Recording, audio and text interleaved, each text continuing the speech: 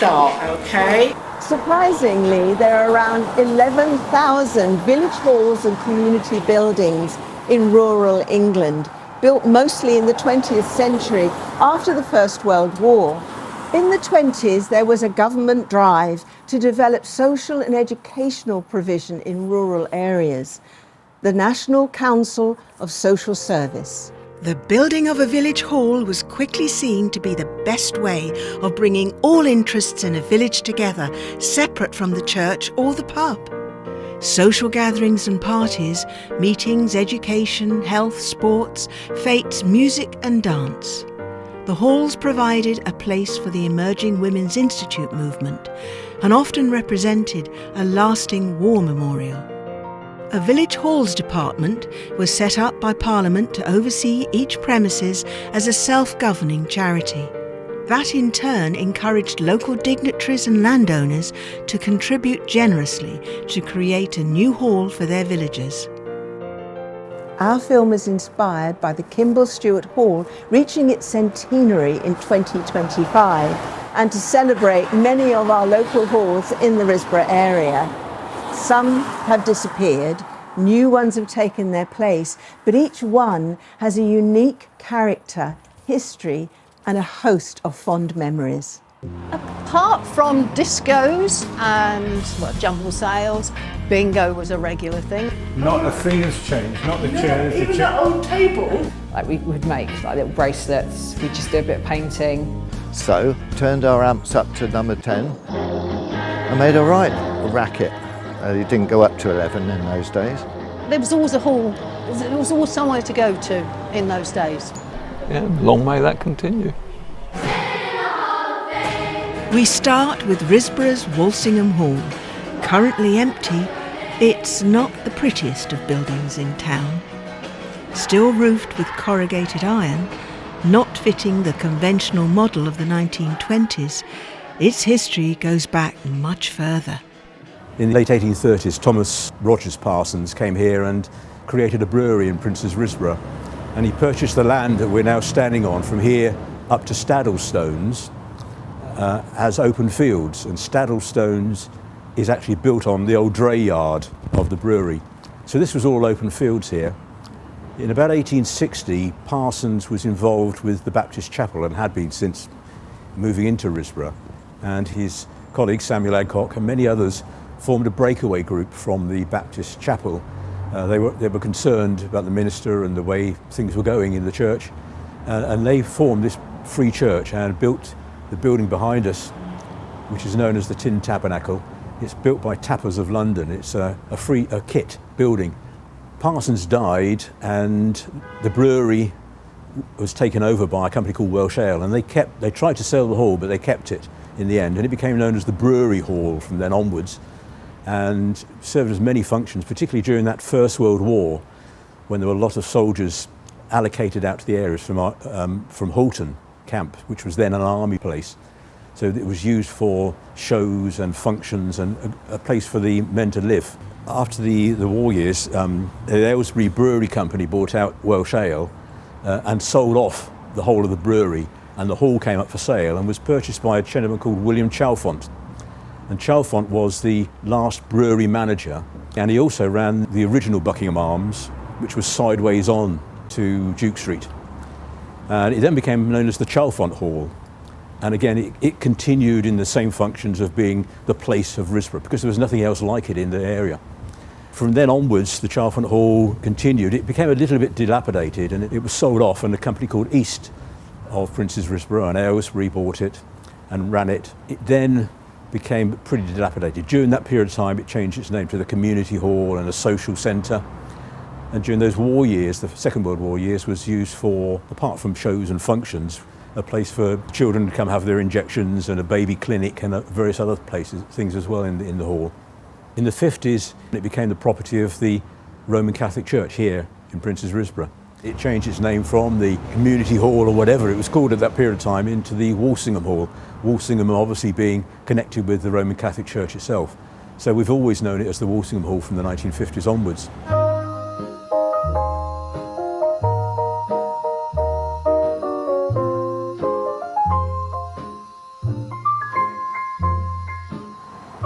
We meet up with Jenny and Denise, Risborough born in the 50s. Nothing's changed really. Jenny, how did your parents meet? My mum would have been 18 or 19 and moving from the big city and dancing every night when she was at Ali Pali or wherever. Coming to Risborough was a big change. However, at the Walsingham Hall, they did have a dance here. My father had signed up to the army during the war, and in 1947 he left to come back home, would have gone to play table tennis in Wickham.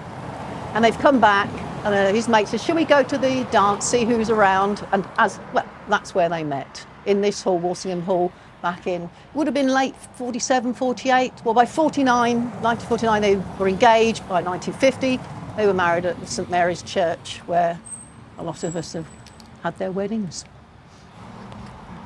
I can vividly remember as a youngster there was lots of jumble sales that used to be weekly. Legion Hall, they used to have them here in the Walsingham Hall, White Cross Hall, and it was well attended because in the early 60s we were still coming out from the back end of the war, where, you know, times were hard and social benefits and things like that weren't around like they are now. So it was a well attended event. I seem to remember going to one in Lacey Green as well. But what my mother used to do was buy ladies' dresses, which at that time had the flared skirts, and she would unpick the waist to get all the material out, and then she would make my dresses from it, because they, you know, didn't have the funds to go out and buy loads and loads of new dresses. Back in the day, you didn't wear a school uniform, so, you know, obviously we always went clean and tidy, but you didn't have to wear a school uniform, so I can remember going to school in some of the dresses she'd made. I remember going in and seeing all these bits of bric-a-brac and ornaments. Oh, my mum would love this, and I used to buy quite a few things, take them back. Poor mother. It's just more dusting to do. You don't have to do that, you know, you don't have to do that. So, but it was regular. This hall sticks in my mind from going to Bell Street School. We must have been 6, 7, 8, and we came as a class group and we all walked down and came in here, and I can't remember whether we had a vaccination of some sort, and some of the parents were here to meet the children when they got here, and we went into the hall. And my sister, being younger than me, this used to be the clinic where the health visitors did the baby clinics. So I used to come down here with my mother, and I can always remember the old-fashioned bottles of orange juice that the babies had, and my mum getting those for my young sister, but us older siblings actually pinching a bit, because, you know, soft drinks, squashes, things like that, we just didn't have as youngsters. We never felt we went without, but there were certain things now when you look back and think, we didn't have that. Budding guitarist Dave takes up the story. When I was, 15, 16, about 67 anyway, I came here to watch Mick Miller's band. They were called the Neutral Movement. And Mick, the band leader, was looking for new recruits, basically. I think he wanted to reform. Anyway, we watched here, quite a big hall with good acoustics, I think. After a few rehearsals, Mike, the drummer, and me as rhythm guitar were taken on. Mick was then looking for a new name, a new appearance, and an emotion and a colour was always good in the 60s for a name. And you've heard of the Moody Blues. Well, we kind of started ourselves on that and said Sympathy Green. That was finally agreed on. It took a while, but here we are. So Sympathy Green then went on to play in many of the halls and dances in the area. So we were no stranger to any of them. We're here at the Walsingham Hall, Popotech Fridays, but by that time I believe you were with Alan. Yeah, I was with Alan, and we didn't come to, we were courting as it was in the day, and we didn't come here on a Friday. I did. I couldn't wait. I remember getting dressed one time and only had perhaps 1 or 2 dresses, if that. And I was getting ready to come out with my friend who also lived in the same road where I lived, in Woodfield Road, and my mum said, you're not going out like that. So I thought, OK, I'll get changed. I haven't really got anything else to change into, so went upstairs, straight out the door. But that was my favourite jacket. That would have been around 1972, 73, to come here. Well, what we would do, the Buckingham Arms was just down the road. So, me and my friend would go over into the offie, a bottle of cider. They never questioned our age. So, we'd have a bit of cider, so we were quite merry. We'd come in here with the flashing lights and couldn't see anybody. I think we were a wee bit tipsy then. Yeah. But they used to have, on the stage, in the far left corner, a table with go-go girls, dancers. Well, with 1 or 2 ciders maybe. I don't know how I did it, but you'd get up on there and then you'd dance to a number and then get down because someone else is waiting to get on. So, so that was Walsingham Hall Fridays, Poppertech, Monday Discvilles. Yeah. There were other dances at Whitecross Hall. Yeah, and there used to be a disco at the Kimble Village Hall. I can remember going there, but you were always relying on somebody getting you there and somebody getting you back. But that was good. Yeah, so the good old days.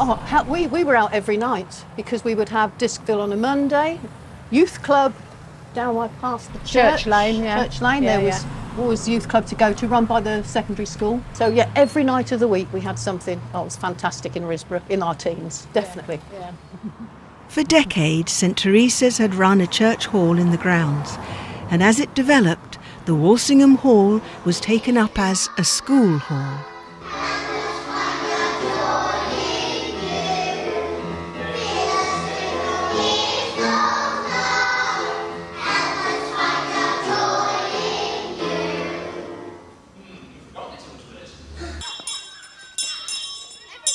The original school closed quite recently.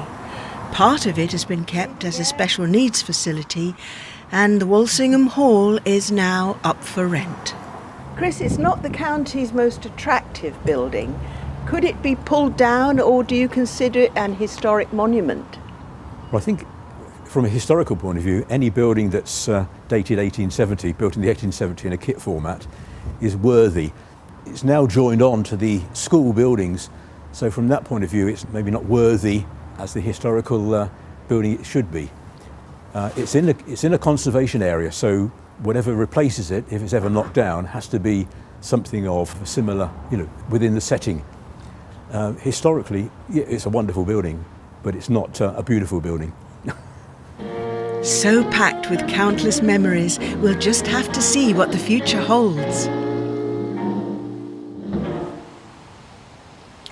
Perhaps the most classic and unaltered entry to our local halls of fame is the White Cross. It's wooden, small but perfectly formed, and built for the Monks Risborough WI in 1924. After many improvements and repairs, it's still run as a self-governing charity. Retaining the charm of its popular past, the hall has hosted a huge variety of meetings and events, weddings and parties for over 100 years. One of the many societies who booked the hall were the Dolphins. Established in the early 60s, Risborough's best-known amateur dramatic group put on plays for decades, firstly here, then moving on to the larger premises of the Walsingham Hall. We share memories with 2 former Dolphins, Anne Brown and Mick Randall. After you? Oh, it's funny coming back here again after all this time. Dear me. Wow. It hasn't changed. Well, no. The curtains look the same, don't they? I'm curious to see what's on the stage now. Because I think the only time we sort of came in here was when we got, it was like a workshop, wasn't it? With, with the soldering and we built the gusts and sets all everything, over the floor, didn't we? Yeah, well, that's right. Yeah. Oh, And then the kitchen. not a thing has changed, not the chairs. Even that old table. Yes. It's always That was your director's table when you were there, wasn't it? Maybe. You sat there with the Lovely. But no, it hasn't changed anyway, is it really? No, it really hasn't. What have you got there? Well, these are the scrapbooks that I've got of dolphins and shoestring. Yeah. And I brought some photographs, which are from a mixture too. There's this one of us when we were married. Yeah. You remember when we were husband and wife? Indeed, there was a play there. Dolphins was first, well, and then Shoestring took over in 2000. 2000. The millennium. Yeah. We started it. Your sets, I always took a photograph of all the sets with no one on because they were so good. I mean, it was hard work to do them. Just making the set. Oh yeah, that's right. How would you best remember your Andran days in the hall? I'm not sure when the Dolphins started, but I was in a play in this hall with the Dolphins when I was 16. In fact, it was Blithe Spirit. One clever photographer made me pose by the fireplace, and then he superimposed that photograph over the scene, so it looked as though I was transparent as a ghost. Very clever, and that was in the paper. Yeah. And so it was certainly going by the early 60s. When do you think was the heyday? Well, I was away for a long time after that and then came back to it in the early 80s. The Walsingham Hall. And, I mean, that was a good time. We were doing about 4 plays a year then. We did a pantomime every Christmas and at least 2 other shows. And we did a whole mixture of plays, you know, comedies, period drama, always did that quite well. And as I say, the pantomimes, we had, you know, the local dance schools involved with all the children dancing and so on. And we had some musicians there, and it was good.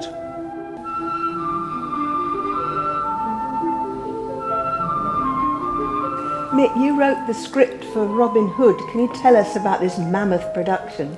It was based on the film. It was a Hollywood film with Errol Flynn and Basil Rathbone.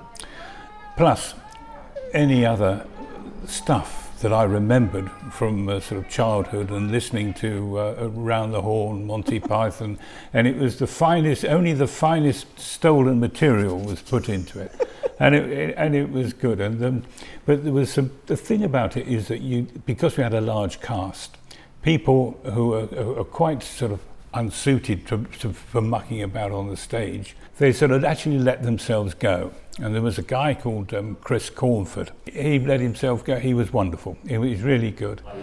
Yeah, of course he is. Look, he's rolled himself up to do a little ball, see? Now all armadillos do that, don't they? Bed bug, it's a woodlouse. And we had a lot of good people. But an interesting character that we had, of course, Terry Durrant, who used to be a local postman. He was with the Dolphins. Yes, that's right. Except for 1 or 2 minor ones, like Prince John being crowned king tomorrow and Lady Marion being executed for treason. Yes, apart from that, we've got no worries at all, have we? No. Get moving, Claude. Oh, right. Yes. And of course, Anne's husband, George. If you had George in your pantomime, I mean, you knew very well it was a success.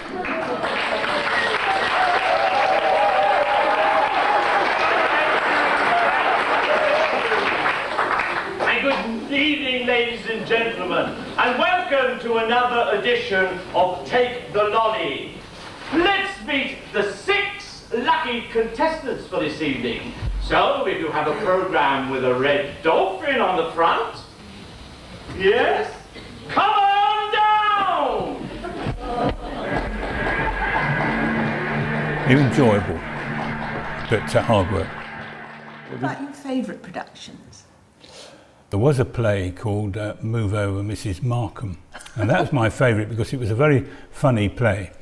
And I was also publicity officer at the time, and I got a call from the press, and they said, because this play really, you could actually describe it as a mild sex comedy, and the reporter said, does the priest know that next door to the Walsingham Hall, the play, and does he approve? And I really panicked and said, oh, no, and played it down. Because what I should have said, of course, this play is really hot. And there's all sorts of nudity going on and things. We'd have got a bigger audience. But as it was, even this bit of publicity, it was an absolute sellout, and people were having to be turned away on the nights and beforehand. It was a complete sellout.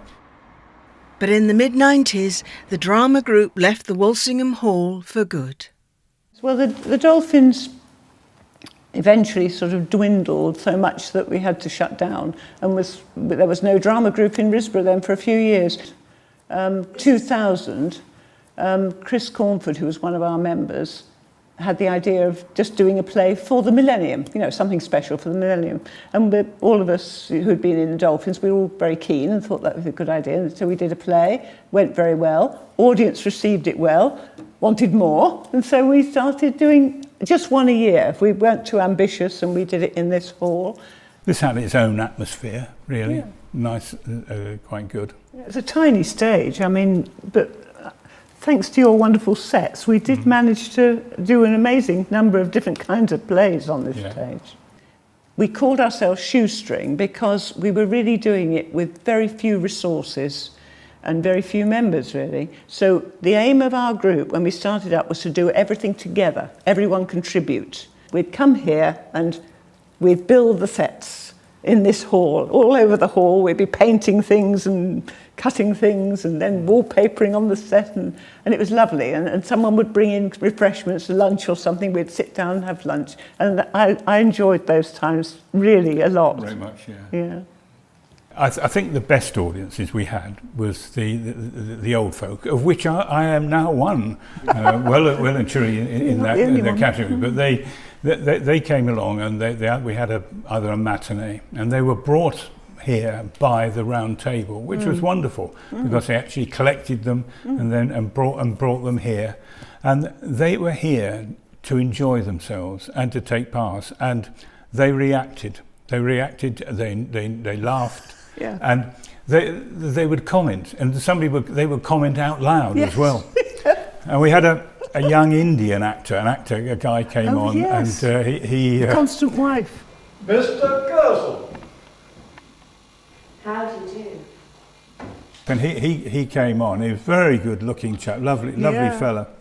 And as soon as he came on, some lady shouted out, "Oh, he's just like my doctor," you know. Of course, it's spoiled, you've got to laugh. But they were lovely, and the only trouble is, of course, with here is that within about a quarter of an hour, you know, one or two of them wanted to go to use the loo. Now, the loo that's right either side of the stage. So they would get up and they would sort of, you know, we expected it, but they were wonderful. They were wonderful, and it was really a great dress rehearsal for us to do that. It was wonderful, yeah.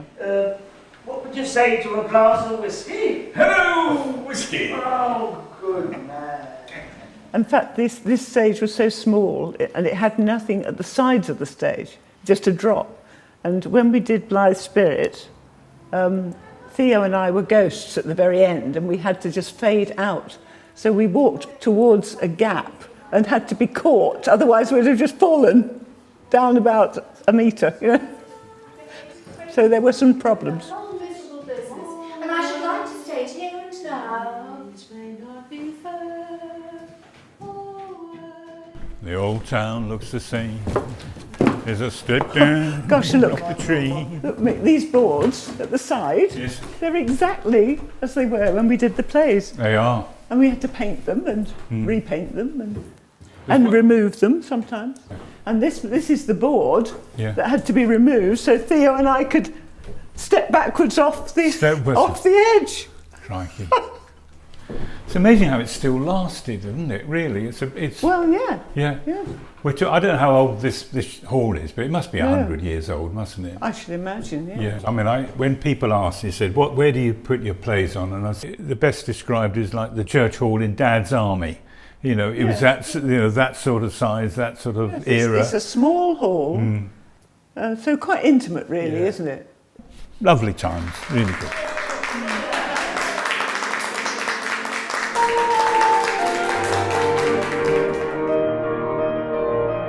I mean, the British Legion had been going since the early 1920s here in Risborough. So this was the great building for them. And as we see, it hasn't changed really a great deal. In fact, the building looks a lot older than it actually is. The foundation stone says May 51 when the foundation stone was laid, but certainly it was built over a period of time. And I think maybe 57, 58 when it was actually completed. During the entire construction of the hall, numerous fundraising events took place all over town. Elaborate fêtes were held in the field at Little Park. There was a huge push to get the new premises off the ground, but the building went up slowly, 7 years in all. Many local tradesmen were asked to realise this magnificent project, but labour was short because of the numerous council houses being built in Risborough at the time. Much of the construction, therefore, was carried out by volunteer members of the local British Legion, totalling an amazing 3,600 hours. Lord Carrington was chairman at the time, and Cyril White was the untiring leader of the project, putting in over 1,000 hours of labour himself.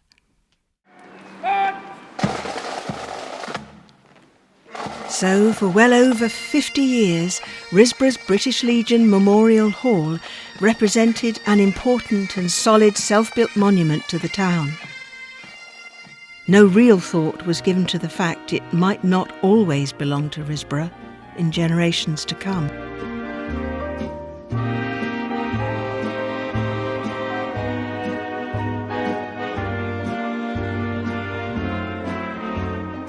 I suppose it's quite a grand building for Risborough.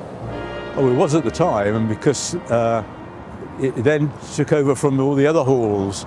The Walsingham Hall that we've seen earlier on was gradually diminishing, and this was the hall to book and have your venues at.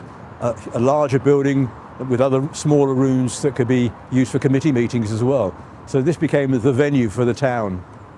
There was community functions there, because you had the Legion Club downstairs, so there was always dances and things going on in the evenings upstairs, so there was always something for the older community. The ladies section of the British Legion used to run a bingo on a Wednesday night, and that was always packed out, because I can latterly remember going to that myself. I know my mum went to it, but yeah, I think it was a vital part of the community, and I think it was a way of people within the community actually knowing one another. You took ballroom dancing lessons at the Legion? I did, yes. I mean, again, that's when I was still at school. I was probably only about 14 or 15. There was a retired professional ballroom dance couple called Derek Barlow, and I can't remember his wife's name. And they gave lessons in the Legion, in the upstairs room. And I remember very clearly going there and learning ballroom dancing, but also going to dances there and doing the twist. I won a prize for doing the twist once, and it was a lovely time. And I wish you could still do that sort of thing, really. The sheer size and elegance of the upstairs hall meant that grand affairs and large weddings could be held, easily accommodating 100 or more guests. There was a DJ called Dave James from Aylesbury, and he put on a Monday night at the Legion, Discville, which a lot of the local kids went to, including me. Now, 1967 was the summer of love. Most rock stars lament about this period, but I spent my time at the Legion.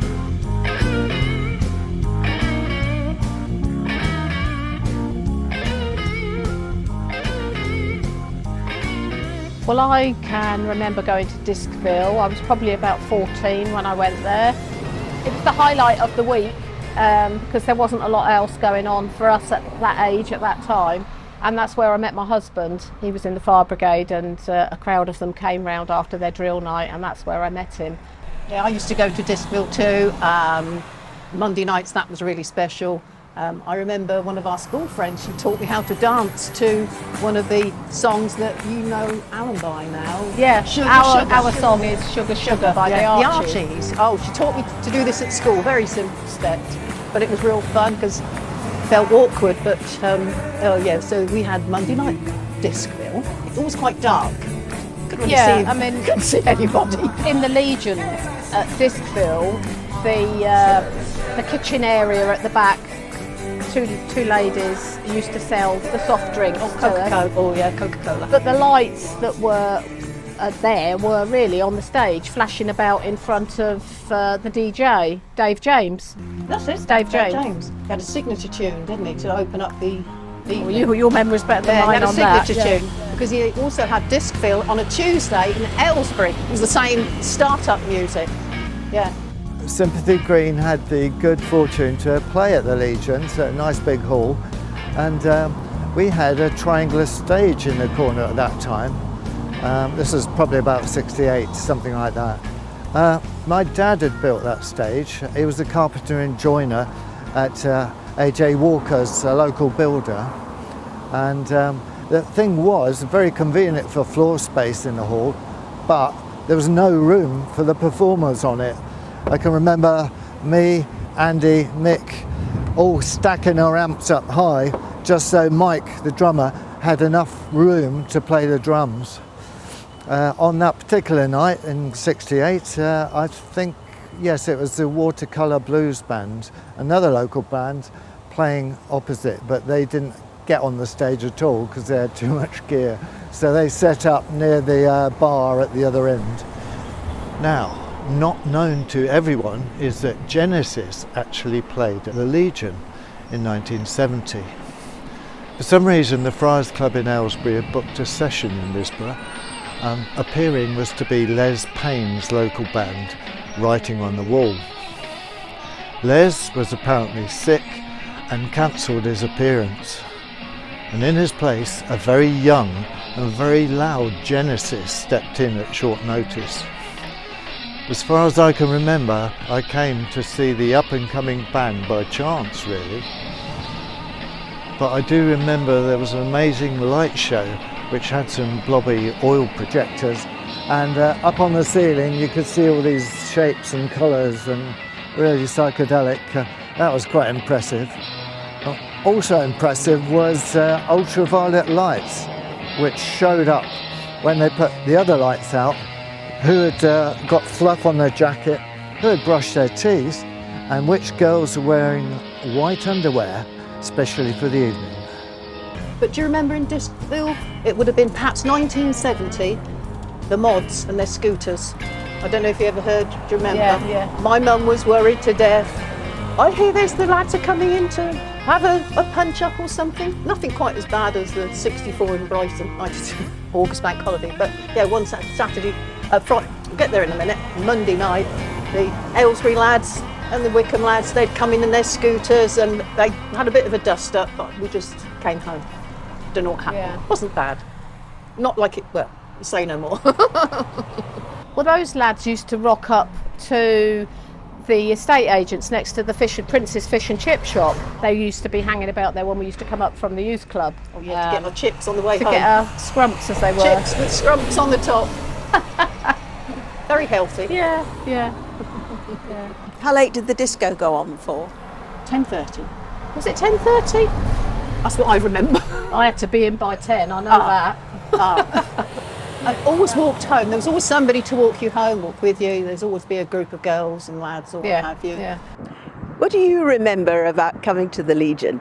A period when it was still mods and rockers, but mainly mods that queued out here with their Lambrettas and what have you. And then certainly later on with my father and others with the Risborough Scout group who had bingo nights here.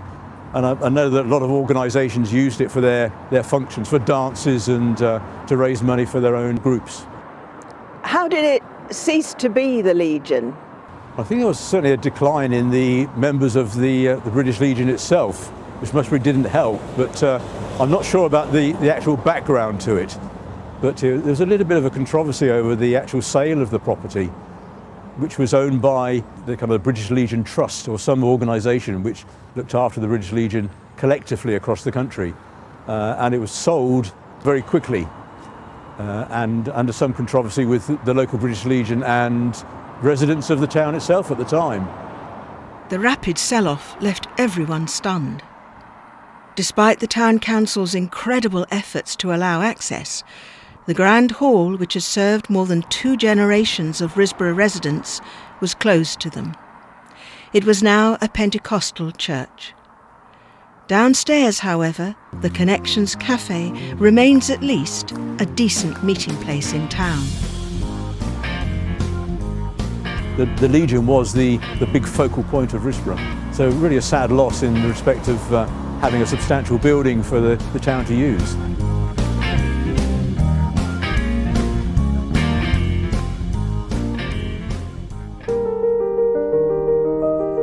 Down Mill Lane in Monks Risborough lies a forgotten entrance. Fortified with an 8-foot fence and impenetrable gateways, the land beyond is, to say the least, unwelcoming. Nevertheless, the site is definitely fit for inclusion in our halls of fame. This was once a popular sports ground and clubhouse, created by Molins, once a large manufacturing company nearby. Desmond Molins presented it to the staff, basically. And I think it opened in about 1958. And they had everything there. You know, it was all very much a sporting facility as well, but it was also a facility for non-members as well, which supported the community. It was a beautiful place to have a football pitch. We had 2 side by side. The football teams went quite high level play in the end with different divisions they got through. We had a netball court put in, and the ball screen was huge and very, very popular. We had a tennis courts as well, and there was a good car park. And then we had a really good cricket team. A lot of chaps were really good cricketers. And we had county games down there. The pitch was that quality. You know, it was really beautiful for a county match. We had the second teams tending to play. Don't hold your face, Peter. From the start, it was very popular. I think they had weddings early on. They had all sorts of internal functions, I think the best way to describe it, like interdepartmental competitions, games nights and that sort of thing. So yeah, it was well used. You know, once we got in the swing of it, Clubhouse was part of the factory, without a doubt. I wrote a couple of stories for our pantomimes, right, just to get everybody down there at Christmas. Molins jokes, you know, about the factory and that. And that's the sort of thing we like to try and do down there. There was snooker there was another room that had 2 lovely snooker tables and a table tennis room as well. And then there was lots of gigs and a lot of groups came down there and we had a lot of people playing guitar and all that, including my brother's group, he came down there.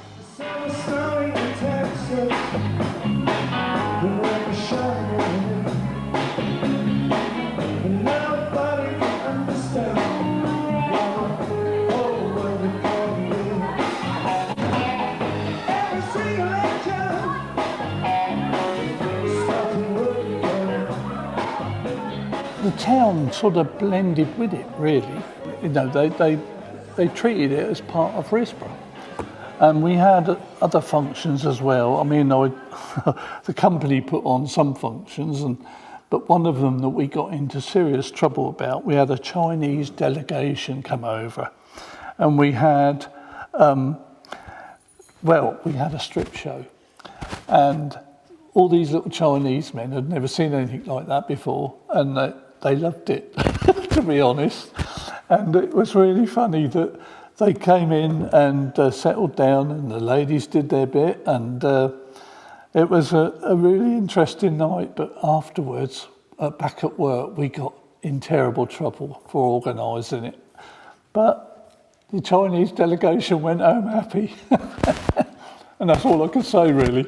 It was disgusting, really. But the only other thing I will mention is I had to go and pay the girls. And when I walked in the dressing room, none of them had any clothes on. So I had to sort of look the other way. What a motley crew. There you go.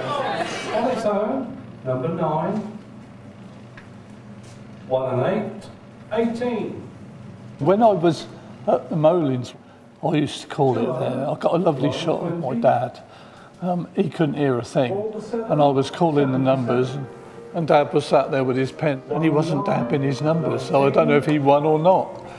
But anyway, it was always enjoyable to do. But in 2006, the unthinkable happened. Due to company pressure, the Molins sports facility was to close. Nothing was to go on there, and the club had to sell all their equipment. Legal help was sought. We hired a barrister, and it cost an absolute arm and a leg. And we got nowhere, because the trouble was the ownership could not be proved. The ownership originally was Mr. Molins giving it to the staff as a trustee thing, you know. And but there was never anything much in writing that we could ever find. And that's where the barrister found it difficult, I think. So it was a long, drawn-out process, and it was really sad in the end. And what happened next, the whole building was ransacked by outsiders, put it that way. They ripped every piece of metal out. They just got rid of everything. And of course, that meant the company had to do something about it. And what they did, they demolished the whole lot. And it's all gone. And the ground has now grown up, and it's all really sad. Even the Attorney General got involved with the decision about being able to build on the land.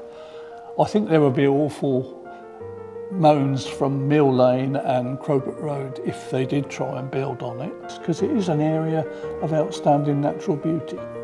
It was a lovely facility for Princes Risborough, and if we could have kept it, it would have been wonderful. But it's gone forever, I think.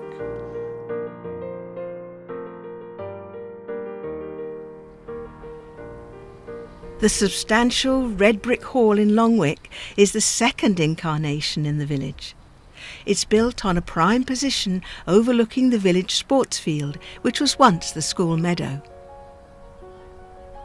The first hall was a humble wooden affair sited on the main road close to the village shop. Built in the early 20s on land given by the delightfully named Ebenezer Goodchild, it followed the familiar story of so many halls in the country. Funds were raised by villagers themselves, and in this case, their children as well. At the time, a sampler was embroidered by a Miss Whiting, recording the names of the children who had raised £1 towards the purchase. Serving the Women's Institute, plus many other societies and functions for decades, the hall showed signs of serious decay in the 80s. Taking in the fact that Longwick had expanded considerably by then, a committee decision was made to demolish the old one and build a new, larger hall with many more facilities. Longwick Village Hall was built in 1990. John Gummer was chairman of the building committee. It cost £176,000, mostly raised from the sale of the old village hall site in Tame Road, now a neat row of houses. The hall is run by a management committee. Discussions take place on matters relating to the upkeep of the hall and possible improvements to it. The committee also organised the annual May Day Fete. Ever since it was opened, the hall has been lovingly cared for by Linda Lawrence. Linda also looks after bookings for the hall. The sheer variety of bookings are highlighted by extracts from this fascinating video, recorded just before the millennium. The Longwick WI organise a varied programme of events throughout the year. Tonight's subject is the history of doll making. Now, the dolls I've been talking about here invariably were on a body like this. They were on a cloth body.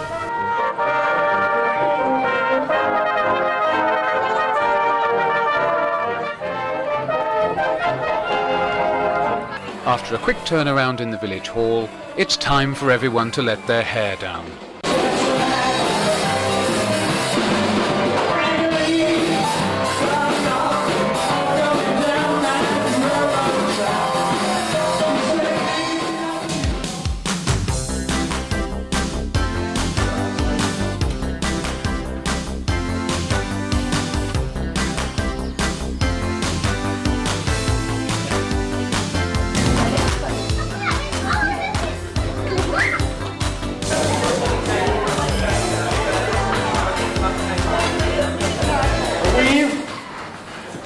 clock, a ronde, and a reverse turn.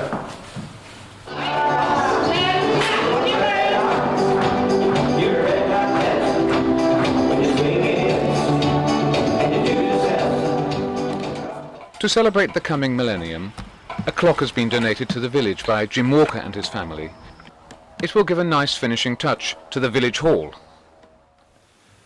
A quarter of a century later, the walls are decorated with plaques, pictures and tributes from times past. I ask long-serving committee member Mike about the hall today. Well, we've got a lovely kitchen, which we're trying to improve at the moment, trying to do all sorts of new things. At the time we had sports facilities, we had a cricket pitch and we had football pitch, and there was good clubs going on with that. But sadly that's the same as a lot of other clubs at the moment. They're finding people to run these things. That was the trouble, what happened there. The football team folded, as did the cricket. Following Longwick's impressive innings of 176, Hadnam are struggling. Which was sad really, because, you know, it's another local club. But the field's still there and they've got a lot of kids play things at the top and one thing and another. So there's a lot of usage. And when we have the fete in May, they always have a big fete out on the field. So yeah, there's lots of things like that going on all the time. In here, it's weddings, funerals and celebration dues or whatever.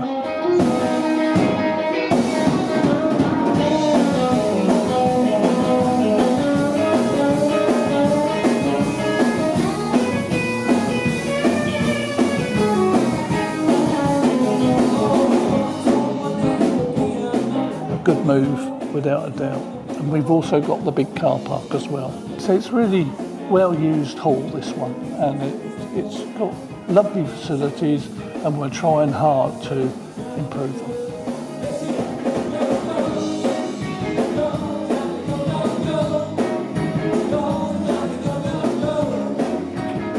Perhaps unknown to many, Longwick Village Hall remains host to incredibly popular bingo sessions, held fortnightly in the evenings with Mike. On the red card, I would like you to do the first and last on each line, please. First number, 1 and 9, 19. Bingo was incredibly popular years ago throughout the area.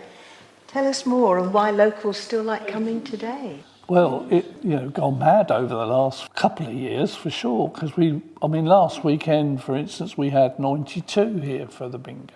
And it makes for good prizes as well, and that's what attracts them.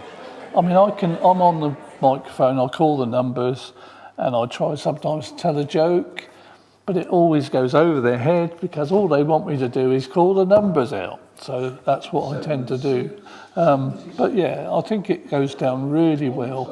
And a lot of those people that come from all over, Aylesbury, there's a big lot come, and they love their night out. And for a lot of them, it's their only entertainment that they get through the course of a fortnight. We do every other Friday, so it's very successful. Let me tell you what we're going to be playing for.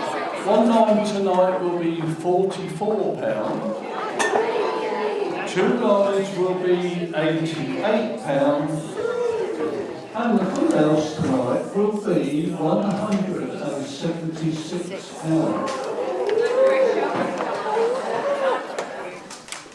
6 and 7, 67. Tension mounts. 4 and 2, 42. 1 and 5, 15. 6 and 2. Yes!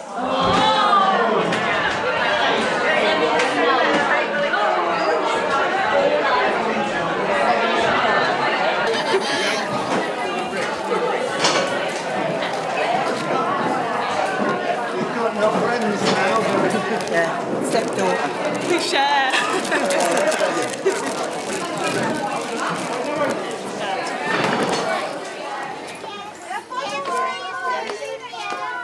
when we moved from Molins to here, to Longwick, I came with them, and I've been here ever since. And I look out on the people, and every now and again I take photographs, and it's sad really, because quite a few times through the years we've lost so many. But luckily, we get them back with the younger ones coming through, so it's been brilliant. I do enjoy it really, once I'm here.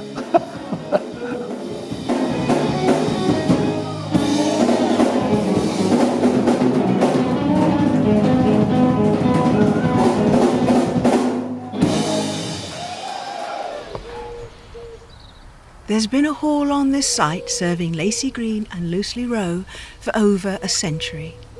The first incarnation came from Halton Camp after World War I, where it was used as a sergeant's mess. As the camp expanded to incorporate the newly formed RAF, the wooden buildings were sold off. Funded by a house-to-house collection, one of them was acquired in 1923. The Saunders family volunteered to dismantle it at Halton, then bring it in sections by horse-drawn wagon to Lacey Green. When rebuilt, foundations were raised to give the building greater height. The original hall at Longwick may also have come from Halton. The Lacey Green Women's Institute was very important at the time and soon settled in, and the hall committee arranged many events. To this day, the Windmill WI continues the jumble sale tradition, so important in the days when there were no charity shops nearby. In the early years, Lacey Green's sales were called bazaars. With clothes acquired in the morning piled up on tables and sold in the afternoon, today's event is surprisingly as popular as it ever was.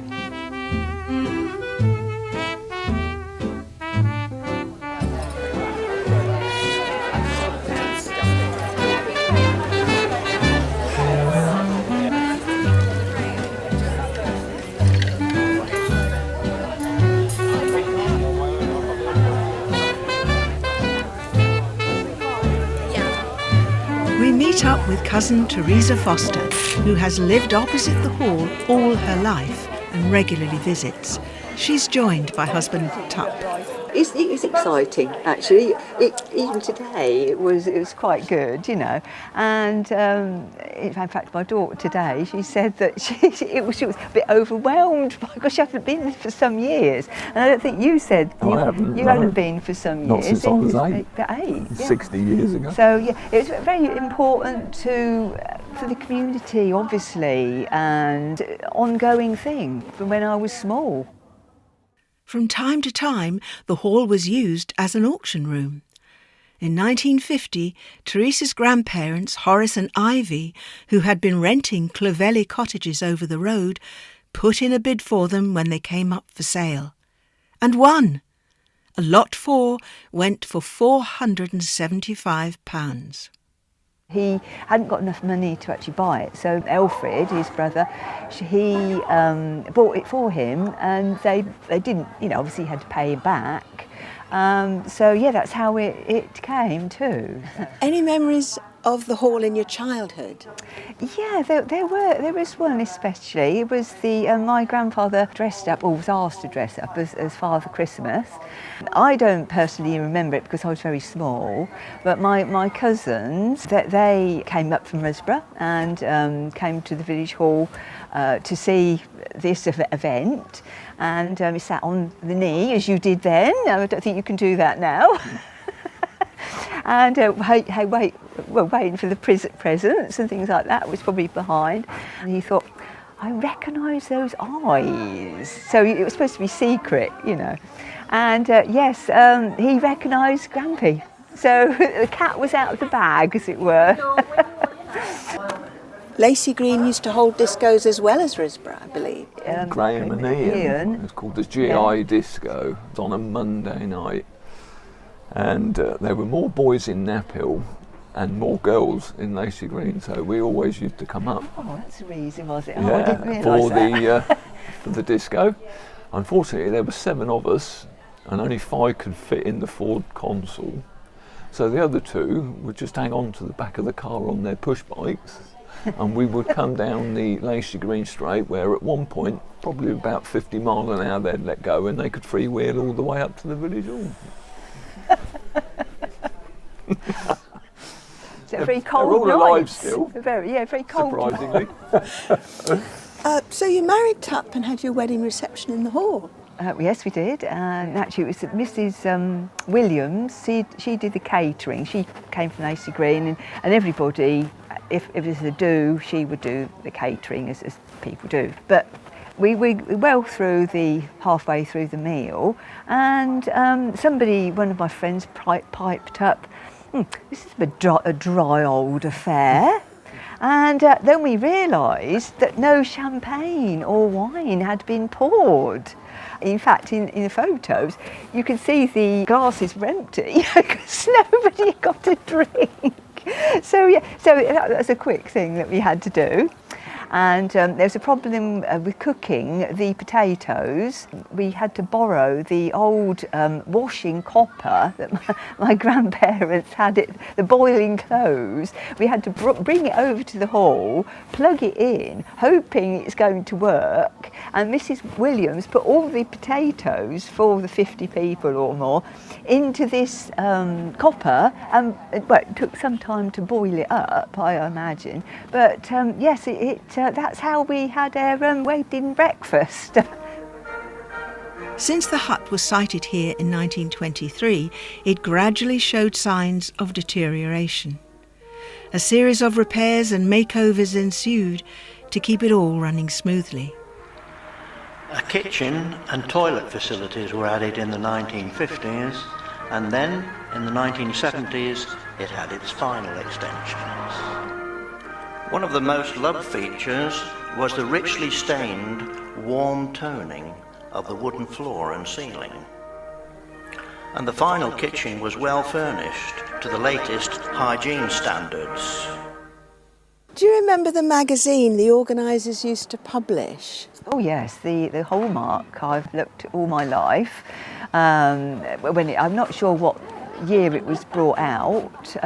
There's a lot of information in that you needed, for trades. Yeah, all sorts of stuff. The church, and there was got humour in there as well, and events that were coming up. They started to come out to put it in the door for you, and you'd have to pay in the shop for it. I think it was once every 3 months or something. But unfortunately, I being busy, I never actually got to put any money in. So I do feel a little bit guilty about that now.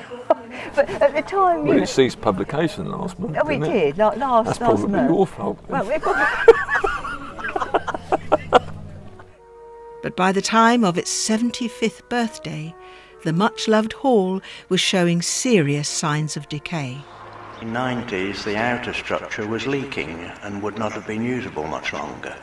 So villagers, led by the dedicated and very hard-working Village Hall Committee, supported by all village organisations, ran a wide variety of functions to collect half the money needed to build the new Millennium Hall, and the other half, hopefully, to be provided by the Millennium Commission. The decision was made. Demolition would start soon, and a brand new one was to be built. Contracts were signed during the 1998 WI Christmas party. So this is a photo of all the signing.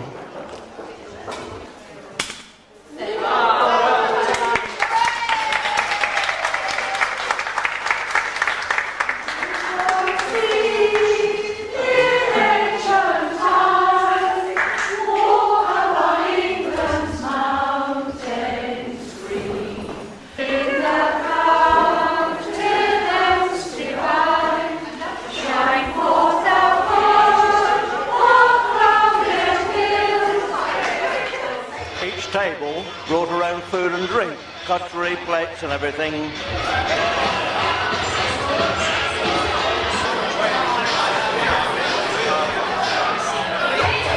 Plenty of other humorous graffiti. The piano was up for sale, but no takers. Next stage was demolishing the old hall. Painful for anyone who had anything to do with it in the first place.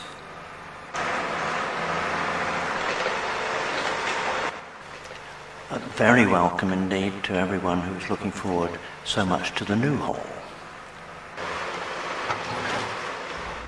I can understand why it had to be built. I suppose you do have to move with the times, but it's sad. I like things that were the olden times, that sort of thing. Still a driving force in the Millennium Hall, the Windmill Women's Institute offers friendship and education to the women living in or near the villages of Lacey Green and Loosely Row through monthly meetings and other events. The successful jumble sale today has swollen the charity funds considerably. I think the village hall's a staple of the village, along with the church and the pub. Long may that continue.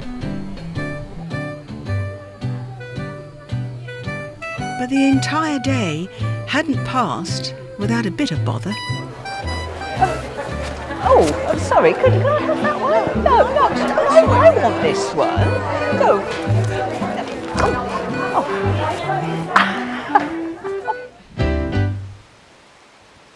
Situated prominently on the A4009, Bledlow Village Hall has a charming 1930s atmosphere, and a few years ago was found to be an ideal location for filming Midsummer Murders.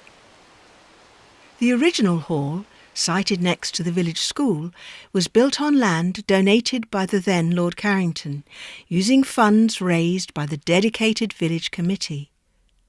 During our research, villager Mary Uglow showed us this charming handmade booklet that the school headmaster had produced in his time there. It chronicles that there was a grant of £190 from the National Council of Social Service, and the tender by an Aylesbury building firm, Fleet and Roberts, had been accepted. Notable benefactors were Mrs. Christopher James, sister of Neville Chamberlain, and her niece, Miss Frida Ryland. The foundation stone was laid in 1931, and the building was opened on April 2nd, 1932, by Lord Carrington. The already established Women's Institute donated a much-loved piano, which still sits on the stage. During construction, a special sprung wooden dance floor was laid, enabling ballroom dancing, very popular at the time.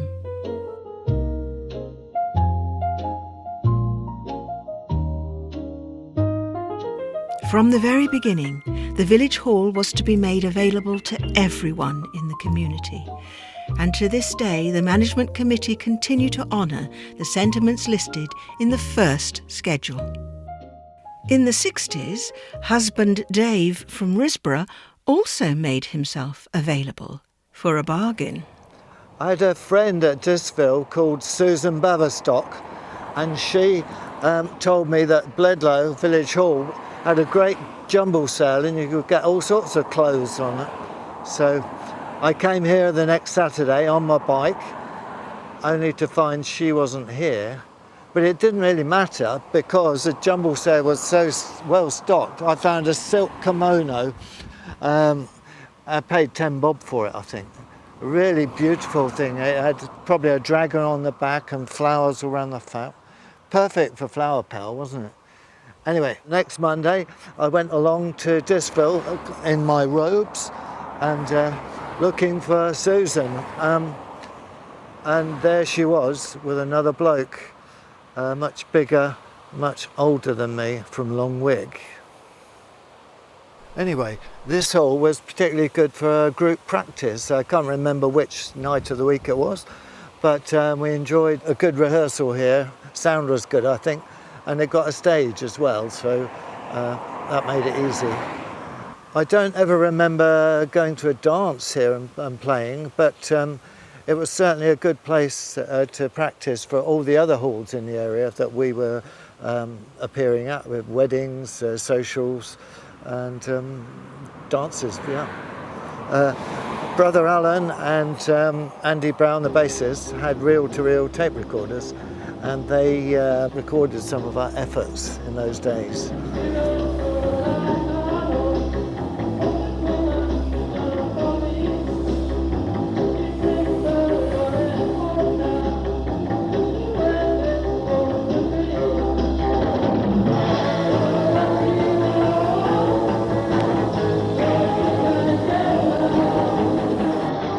Around this time, the village school next door had closed.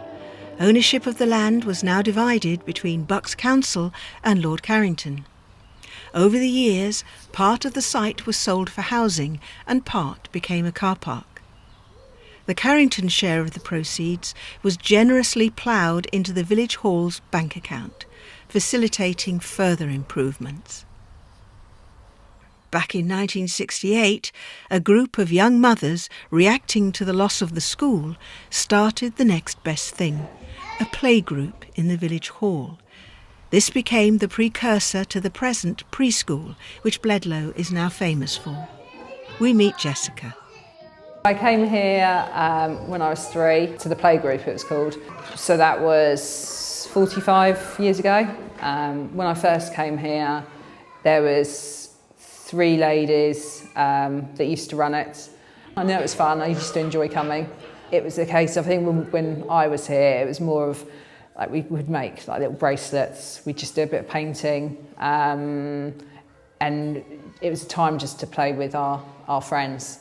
I mean, it was a long time ago, but it was a lovely place to be. It was all about play. There wasn't any expectations on the staff. There wasn't any teaching. It was all about just having fun and making friends. Around probably 25 years ago, things started to change, and the manager that was here before me, she ran the preschool for 15 years, and she saw a lot of those changes happening. When I joined, the changes were coming into effect in terms of the early years foundation stage. The Ofsted inspections were being undertaken, and sort of the whole emphasis of the playgroup preschool completely changed. Here we're very much looking about getting the children ready for school. So everything we do is to get the children ready for the next stage of their lives. When my daughter came here, they were doing footprint printing, and she refused to put her feet in water to wash the paint off. So one of the ladies picked her up, took her into the kitchen and sat her on the kitchen sink. And she wouldn't let her leave until she'd actually washed her feet. And my daughter remembers it now, and she said how traumatising it was. I was actually here when she did it. But, I mean, you wouldn't have been able to do that today. You wouldn't have been able to manhandle a child like they did all those years ago. What else goes on in the hall? Do you know? Yeah, lots. There's we have dog training. We have obviously the LCM dance. We have a craft group. We've got a Chiltern Musical Society. Children's parties are pretty much over the weekend. We get a lot of children's parties. It's used every night. It is used every night. Since the 1930s, Bledlow Village Hall has increased in size dramatically, and fuelled by major fundraising effort, sympathetic additions and repairs have been made whilst retaining the character of the building. Recent additions include the lobby area and a smart new roof. It's a hall that villagers must be proud of, and it's not too long before its centennial. We do quite a few. We do try and do joint events with the church as well. So on the committee, there's a representative from the parish council that joins us as well. So we try and think of ways that we can support each other. So it's a very much community-based hall.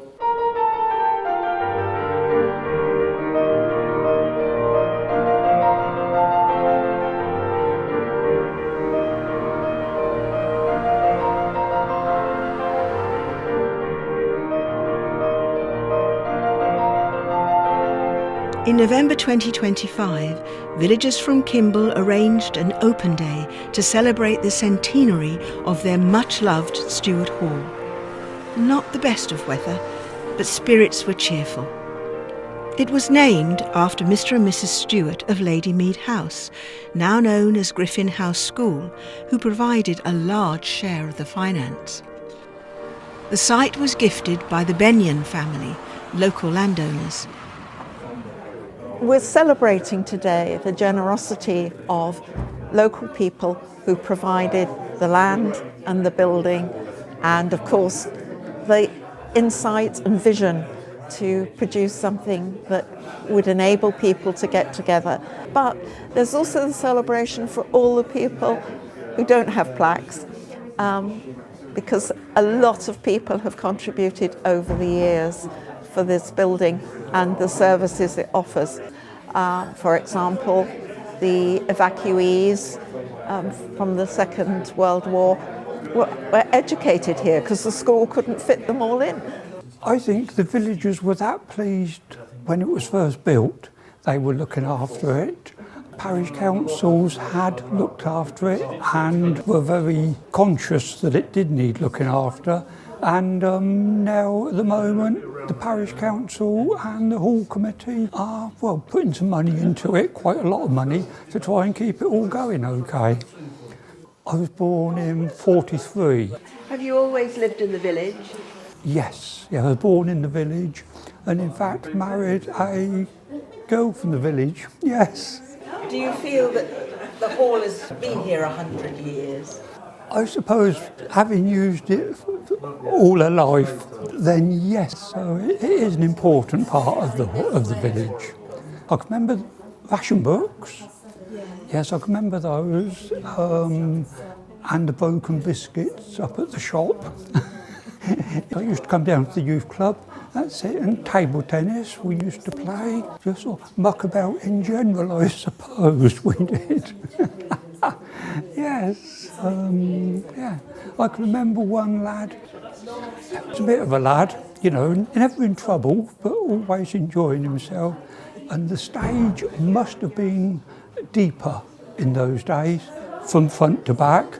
And he used to run across the top of the stage, leap off the front, and then swing on some of these, well, the metal bits that were nearest. And then the chairman of the parish council, just by luck, came in. Silence was then, and well, that was it. That was stopped immediately. Stuart Hall is where our band practiced often on a Wednesday night, I believe. Mick Miller, the band leader, booked the back room because it was cheaper. But quite often the main hall was empty, so we played on the stage instead. But occasionally it was booked for a function, so we reluctantly had to squeeze into the back. Stuart Hall represented wonderful value for Sympathy Green, and 55 years on we haven't had the bill yet. Anyway, in the summer of '69, I believe, the Brian Adams years, Stuart Hall was out for refurbishment. We got banished from practicing here, but the chairman of the local village committee suggested that we could go down to the Kimble cricket hut, which we bundled in the van, and oh yeah, this is great, there's no houses anywhere. So off we went, turned our amps up to number 10, and made a right racket. It didn't go up to 11 in those days.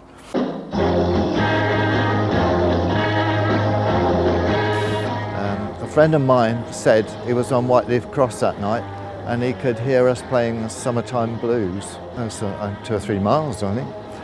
Anyway, when we returned to Stuart Hall a few months later, it was looking really tidy and smart. It had a new roof and certainly a very shiny paintwork. How has the use of the hall developed over those 100 years?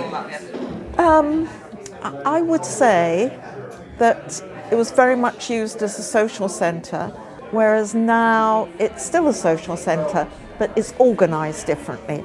So you have individual people for whom it's maybe their business to have a Pilates class or a dog training class, and people come to that. And what's interesting is then people come to those classes and think, I could hire this hall, and then they have a social event, birthday party, 90th birthday party, weddings, and all sorts of lovely things that actually can happen. Do you feel the hall is a focal point for the village? Oh, definitely. I mean, years ago, more so, because, it's there. But yes, it's amazing what goes on. There's a ladies' group, which used to be the WI, kind of thing. That is very popular, that is. That runs, yes. You have Keep Fit, you have the Horticultural Society. There is a lot kind of goes on. There's masons come here. Most kind of days that there is something going on. They have dog training here as well. All different things now, to what used to be years ago. Today we got lots of photographs of people when they were younger, much younger. We've got some interesting photographs of what went on behind the hall, in the land there. And then, of course, we've got the crafts, very important to this area, because we've got the spinning and the quilt making, and there's an amazing map of Kimble in the quilt, which is fantastic. One of the long-running groups that regard the hall as home is run by Mary Tate. Mary, will you tell us about your famous whist drives? Whist drives? Well, when I kind of moved into Kimble, they were still kind of going. I've always lived in the parish, but it was a little hamlet called Marsh. And then in the early 70s, then I came to live in Kimble, and I got involved then with the local activities that went on in the hall, and whist drives was one of them. In 1986, I then took over, and I had the help of Bill Adams. He was involved, they were all involved with local activities in the village, and he had helped the Don and Ray when they ran them. Then, of course, we didn't have many kind of come, and it wasn't a very viable thing to do. So it was suggested that we tried every other week, which we did. And that has worked successfully. And I am now 88. So I think we can start, okay? We go straight round the room, and the hearts are trumps. And what people do love is what's called a military drive, because they play as a team of 4. When we have a military drive, we always have a nice raffle. People are very kind, they bring a nice prize, and that brings in the money that we can then give to a donation. But now we get basically about 30, because not villagers that come here. They travel from Aylesbury, Watlington, Amersham, Chesham, all around there. They enjoy it. It's more now social, really. Of course, they're elderly, and it's getting out. Of course, this time of the year it's difficult because if someone can't come with their car, they jelly brick kind of a few. You can't get here. But yes, and of course it's a mind game, and it should be silent, but it never is silent. We'd love to have more people involved, and the intention is to remain here for another 100 years. We might need sticking together a bit. Perhaps our most attractive example in town is St Mary's Church Hall. There was a workhouse here until 1841, when a school was established, one of 2 in the town. Folding classroom dividers still remain inside. The school closed in the early 60s, and the pupils were absorbed into Bell Street. From then on, largely unchanged, the brick and flint building became a central hall for the town. Its playground was later sold off for housing. For over 60 years, the hall has hosted a familiar range of events, clubs and societies. Most of all, it was known for the important long-running playgroup and preschool held here till very recently. How many individuals can you spot from the film taken 30 years ago?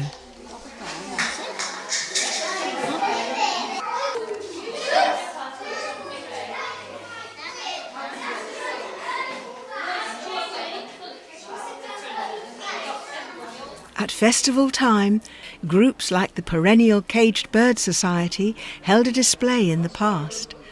In later years, it became the turn for Risborough and District's Model Railway Club to exhibit. Paul, how long has the RDMRC been running and where were the first club meetings held? Well, it started late 71, so over 50 years ago now. And the first meetings I remember were in a rather scruffy shed behind the church.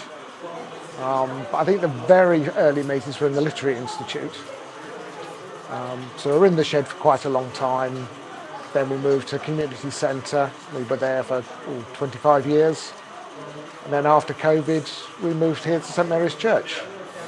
Why did you make the move? Well, the lease we had at the community centre ended, and they wanted to use the space for other things.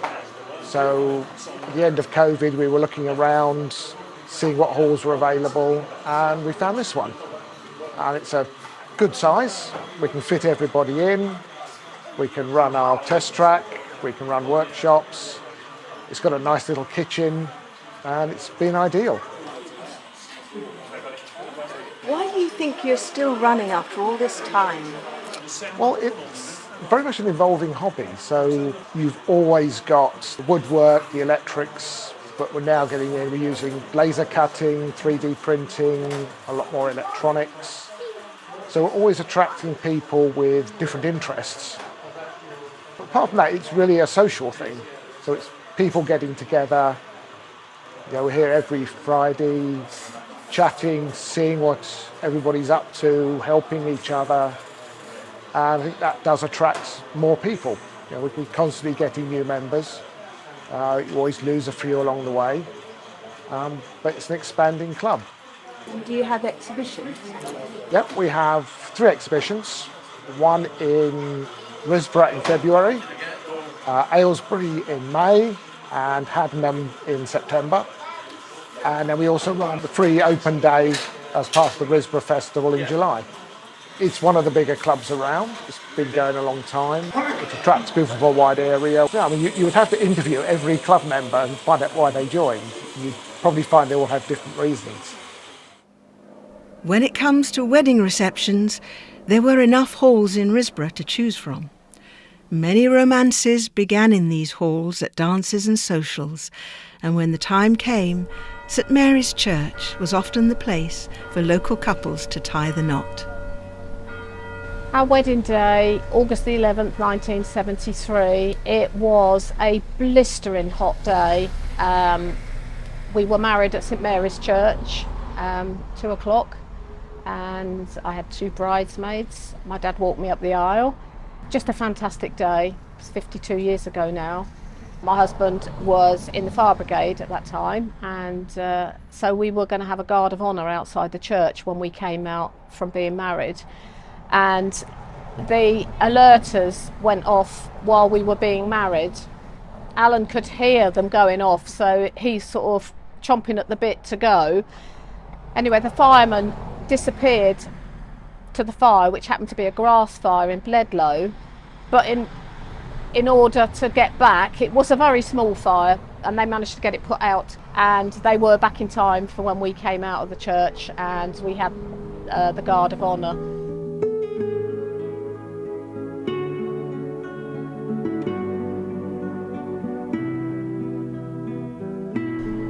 Yeah, lovely day.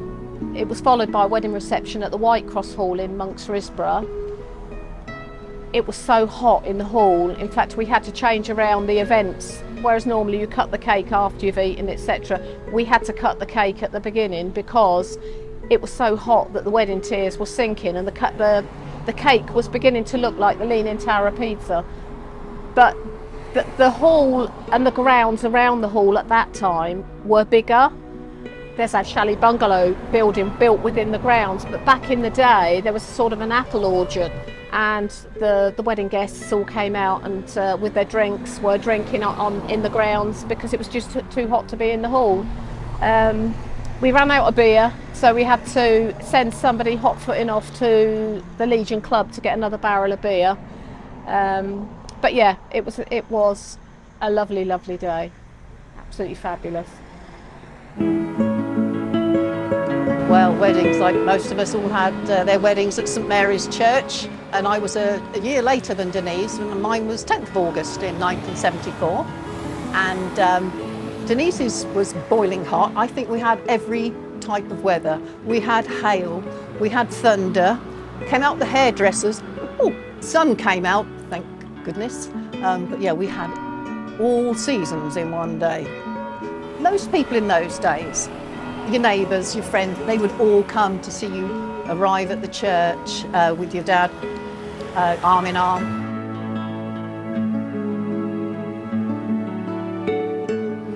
But from there, we didn't have to go very far for our wedding reception. In actual fact, we just came out of the main gates, did a right and went into the St Mary's Church Hall.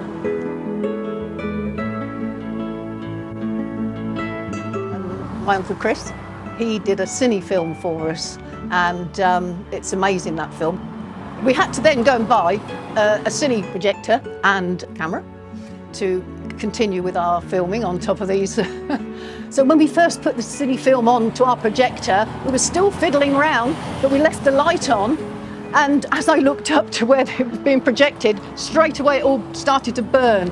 I thought, oh no, that's all right. You'll only get one chance at a wedding. So we had to quickly try and spool it back together again. But we also ran out of drink as well at our wedding reception. My brother had to walk up to what was Victoria wine from there and came, oh, we ran out of soft drinks too. I think we had plenty of beer. My husband made sure he had a barrel of beer, and my next door neighbour at the time in Woodfield Road, she did all our catering.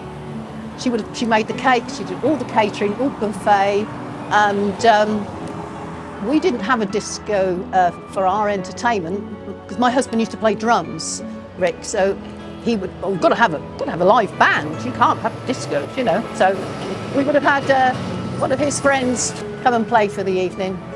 They were fabulous days. There are still other halls in the Risborough area we haven't been able to cover, sadly through time restraints. So our last visit is down the lane to the former community centre in Wades Park. Hardly a village hall, but these days arguably assuming the grandeur of our old British Legion. It was initiated by Risborough's Community Association and built in the early 80s, representing the largest leisure complex in the town.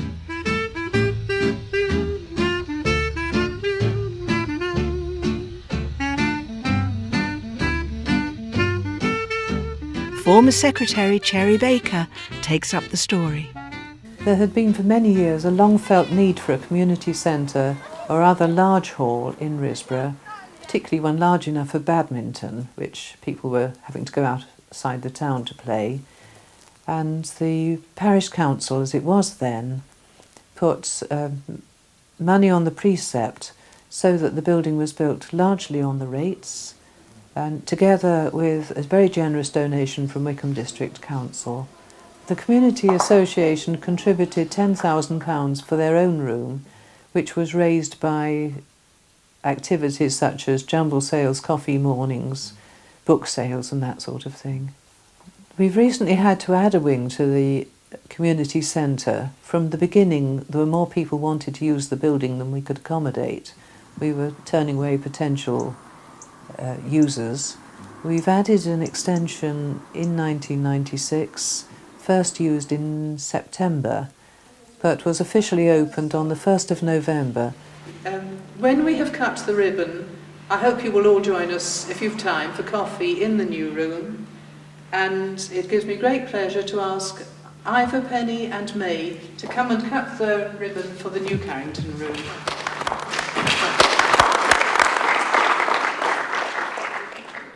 It's common knowledge that during the last few years, Risborough's Town Council have moved office into the premises and have retitled the building as the Wade Centre.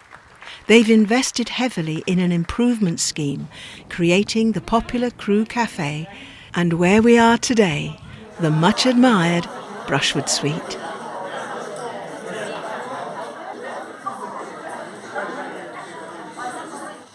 More birds. And then just one little thing on the back. Your fond memories of your own wedding. So Candice, on behalf of all of us, we wish you very, very happy 90th birthday. That is so wonderful. Thank you.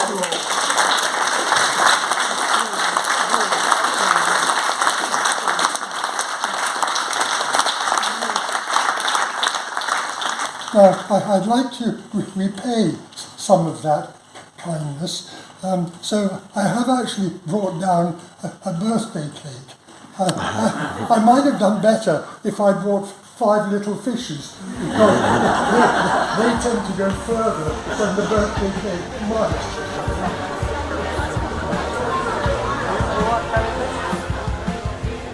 We've lost a few and we've gained a few, but the events inside have evolved imaginatively with changing ideas and fashions over the decades. For over 100 years, these halls of fame have been a vital part of our community, not just around Risborough, but across the whole country. Since 2018, a Village Halls Week national campaign is celebrated in March, organised by ACRE, Action with Communities in Rural England. They continue to promote community spaces and champion the people whose time and dedication will keep it all going for many years to come.